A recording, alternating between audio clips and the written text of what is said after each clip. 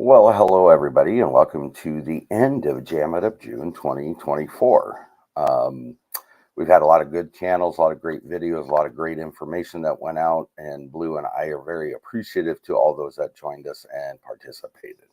So I want to give you a quick rundown of who those people were so that everybody knows um, who they are. So the list that we came up with is Milk and Honey, Heritage Farms, Pinch of Sweet, Heavenly Hills Homestead, My Table of Three, Pike Creek Farm, Life in the Piedmont, Lazy Days Ahead with Jesse and Lisa, Suburban Homesteader, Wyoming, Arizona, Dark Lord Menet, Gale Southern Living, C&C Farms, Low Family Adventures, Canadian Family Life, Christine, Miss Gillum Farms, One Mom, Two Girls, Two Boys, Eight in all. That was a great package. We got multiple to see in that one. Jamie's Country Living, Rooted in Texas, Big Valley Living, Butler Family Farms, Boots and Bounty Homestead.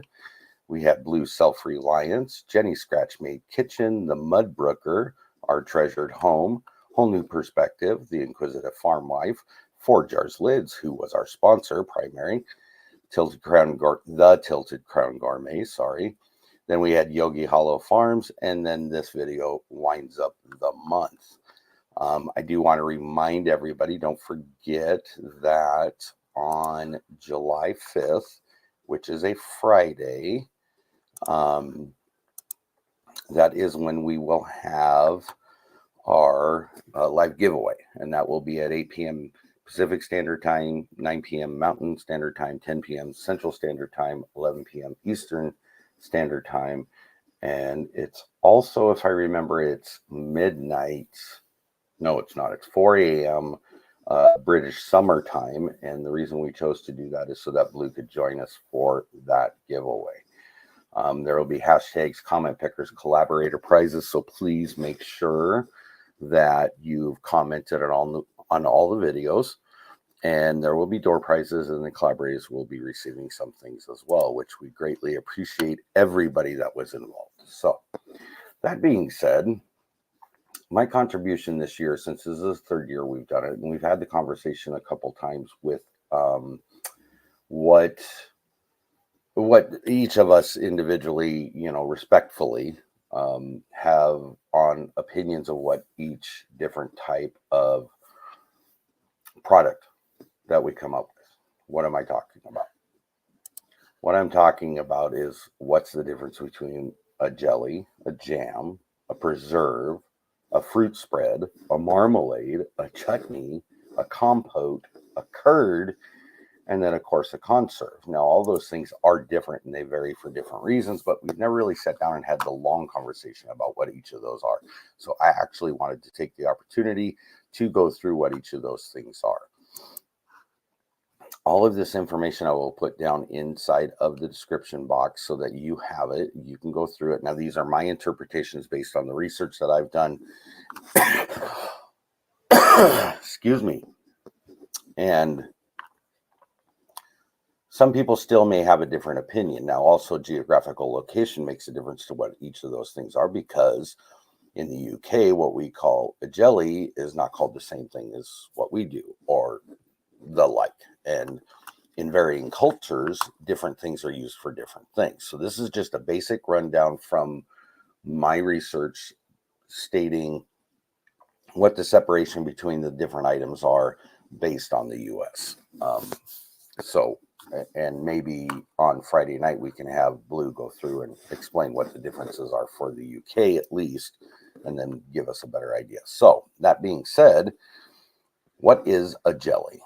Well, a jelly is made with strained fruit juice, meaning there's no particles, pieces, chunks, or anything inside of it. It's just a juice.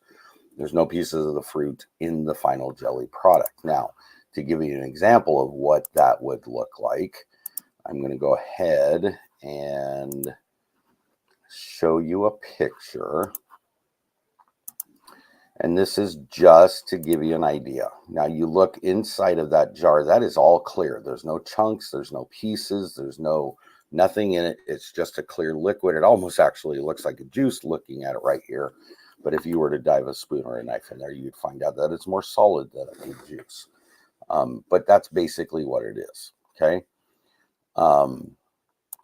That being said, then we move into what is the next obvious, which this is Jam It Up June. So what is a jam? Now a jam is made from slightly chopped or slightly pureed fruit, cooked down with sugar, usually.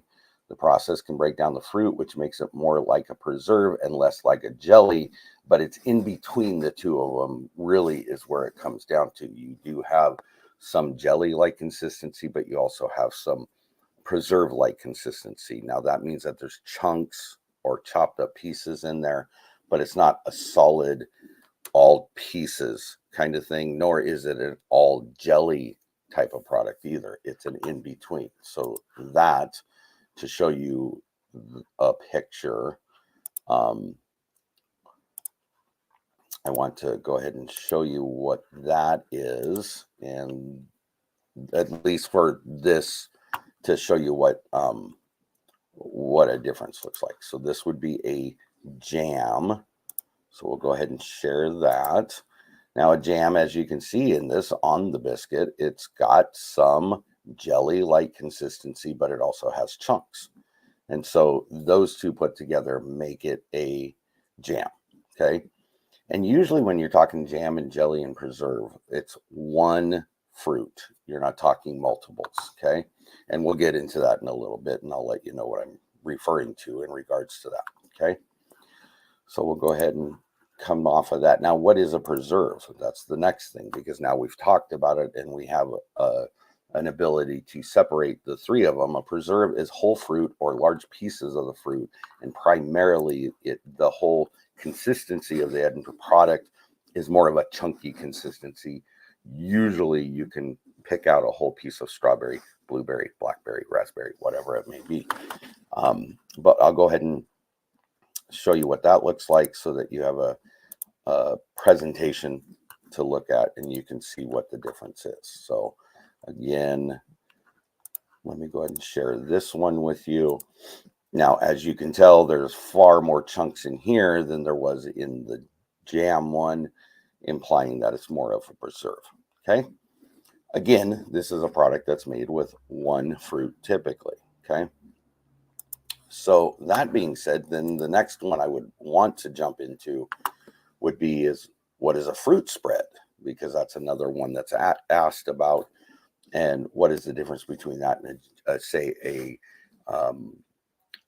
jam or a preserve? Okay. So fruit spreads are usually 100% fruit. There's no sugar added. There is sweet fruit juice, such as white grape juice or apple juice, that can be added to it, but that's to thin it down a little bit, but you don't have sugar in it. Okay. All of these products actually, because of the sugar, we can't call them sugarless because there's sugar inside the fruit, but they offer the most amount of pure fruit flavor because you're dealing with an entire whole process. Okay. That being said, we'll go ahead and show you what that looks like.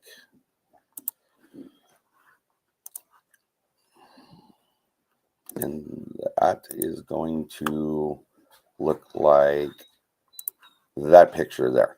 As you can see, it's got some jelly kind of consistency to it, but this is primarily made of all fruit.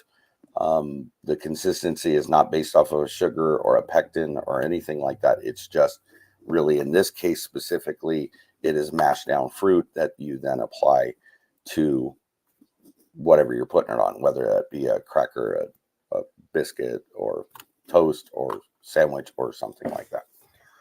So you have that idea. Okay, so the next one is then what is, and I want to look at this from this point of view. What is a conserve?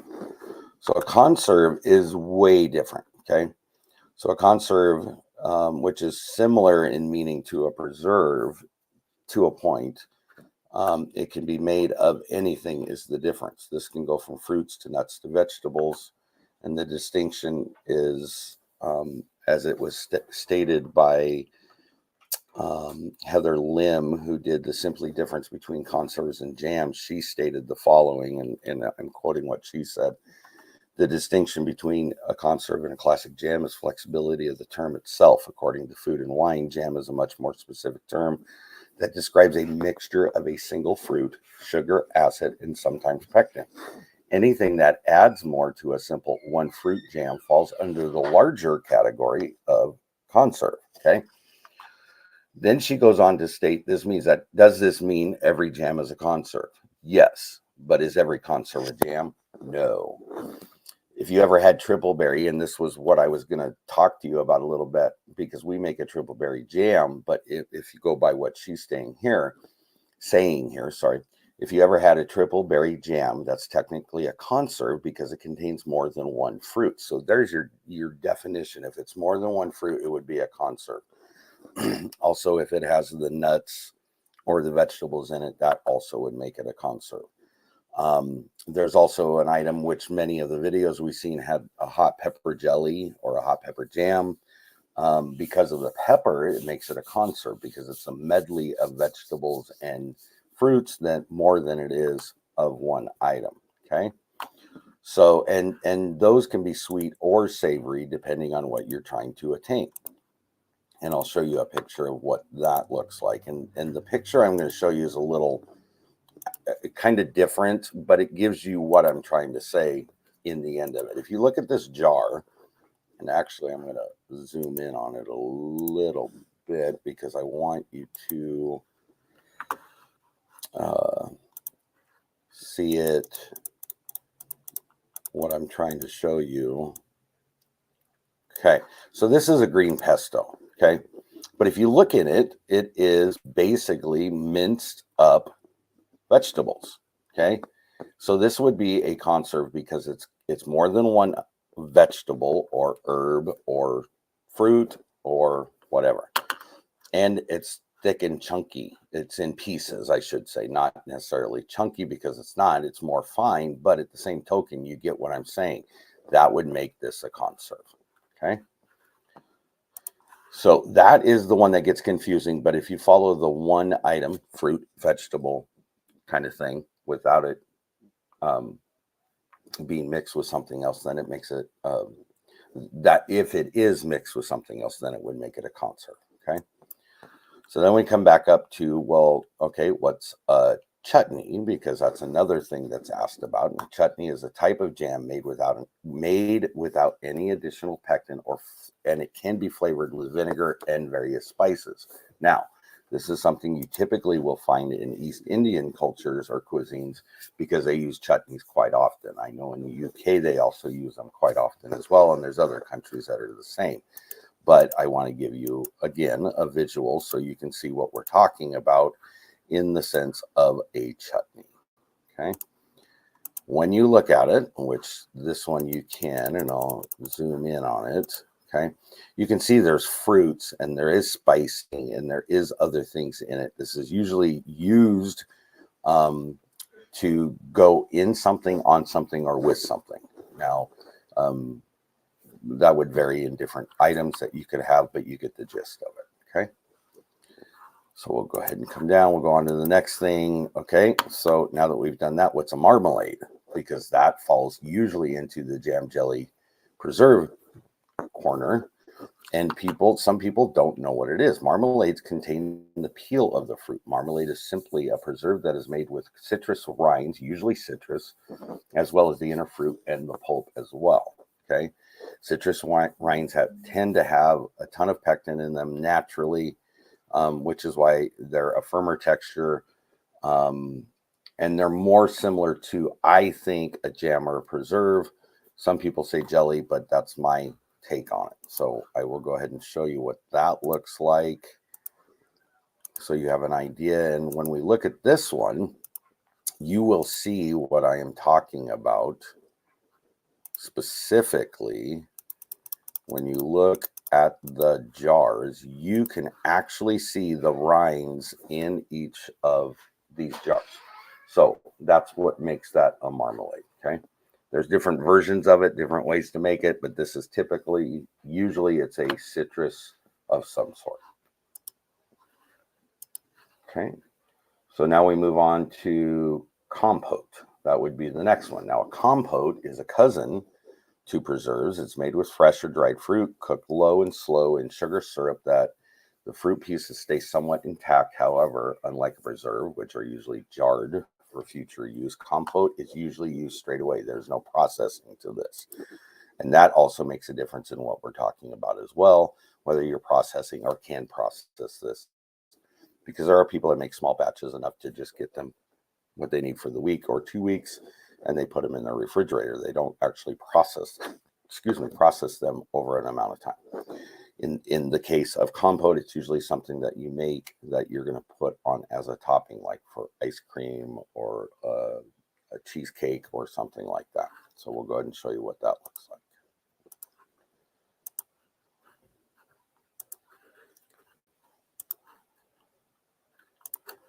And when you look at this one, you can see that is cut up strawberries in a sauce-like consistency.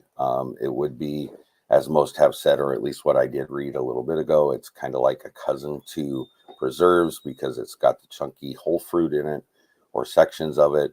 But in this case, this is only being used for this now use. It looks like they're making a dessert, and so they're going to use that on immediately. It's not to be preserved for later use, is the point I'm trying to get to. Okay. So that leaves us to one of the last things that are brought up. Now, this is something that I did not realize until doing my research. There's something different. Okay. So the next one is a curd. Okay. And this I'm getting off of, this comes from, I believe, the National Center for Home Food Preservation's website, University of Georgia. And I had to look because I did not actually think you could preserve curd because it has egg and it has butter in it. Okay. But I'll read you what it says and then we can come back to that in a second. Lemon curd is traditionally a British dessert topping. It's made from lemon or lime juice, egg white, egg yolk, butter, and sugar. It's similar to lemon custard, but traditionals feel that curd has more lemon flavor than lemon custard, which I would tend to agree with. Made fresh, it has a refrigerator shelf life of approximately 1 week. If it's canned, it can have a shelf life up to approximately 3 to 4 months. Okay, so I'm not here to tell you whether you can or you can't do it. I'm here to tell you there is an approved recipe through USDA, which is technically through the Georgia Extension Office, which does house the Center for Home Food Preservation information, and they do state you can. Okay, I'm not here to argue it, to disagree with it, to say one way or the other what you're going to do with it. I'm just telling you there is a recipe for that. So I want to give you the visual of that as well. If you've never seen a curd, then at least you'll know what it looks like. And this is a creamy consistency kind of thing. Okay, that is why it's used in desserts quite often, because it has that ability to be like that. It's almost like a custard, but it's not quite. It's a little looser than that, and it will contain a lot more lemon flavor than a custard would. Okay, so that gives you the visual. The point I'm trying to get to is that there is variances when we're talking about jams, jellies, preserves, conserves, chutneys, curds, fruit spreads, marmalades, all of it. There's a lot of different variants to it. I just wanted to give everybody at least an idea of what it looks like, what it was supposed to be like, and provide that to people so that they actually have an understanding, because it is a conversation that we've had, but we have never really delved in. At least we have with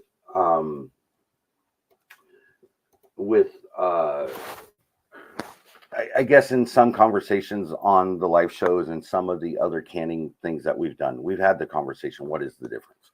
But we've never really delved into what exactly is that difference and what makes it different. So I wanted to be able to have that conversation with you. I wanted to provide you the information. Again, in the description box will be everything I just read to you.